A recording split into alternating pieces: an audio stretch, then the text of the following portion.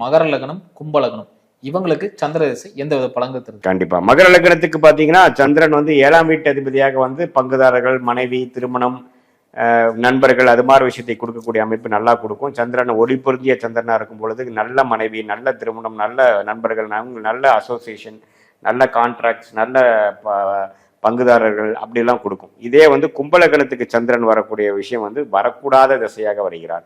கும்பலகணத்துக்கு சந்திரன் வந்துருச்சுன்னா கொஞ்சம் ரிஸ்க் தான். ஆனால் அந்த சந்திரனே ஒரு ஒளி பொருந்திய சந்திரனாக குரு பார்வை, சுக்கிரனின் பார்வை, ராஜோகாதிபதி என்று சொல்லப்படுகிற கும்பலகணத்துக்கு சுக்கிரனின் சாரம், பூர நட்சத்திரம், புராட நட்சத்திரம், பரணி நட்சத்திரம் அது மாதிரி விஷயத்துல இருந்து சுக்கிரன் டாப்பா இருக்கும் பொழுது மறைமுகமான வழியில வந்து உங்களுக்கு பலனை கொடுப்பார். இப்போ புரியுதுங்களா கர்மம் எப்படி செயல்படுதுன்ட்டு? சார் சந்திரன் வந்து ஆகாது நீங்க, ஆனா ஒருத்தர் டாப்பா கொடுப்பாருங்கிறீங்கன்னா அது எப்படி?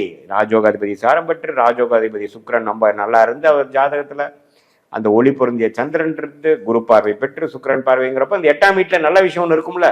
என்னென்ன 8ஆம் வீட்டுல நல்ல விஷயம்னா நல்ல வேலை, ஐ மீன் 6ஆம் வீட்டில் என்ன நல்ல விஷயம்னா நல்ல வேலை, அடுத்தவங்களுடைய பணம், சுபக்கடன், வெளிநாடு பிரயாணங்கள், பணத்துக்கு பிரச்சனையே இல்லை, லோன் கொடுத்தவன் செத்துட்டான், ஏகப்பட்ட பண புழக்கம் உங்களுக்கு கொடுக்குது. இது மாதிரி பல விஷயங்கள் வந்து உங்களுக்கு கொடுக்கும்.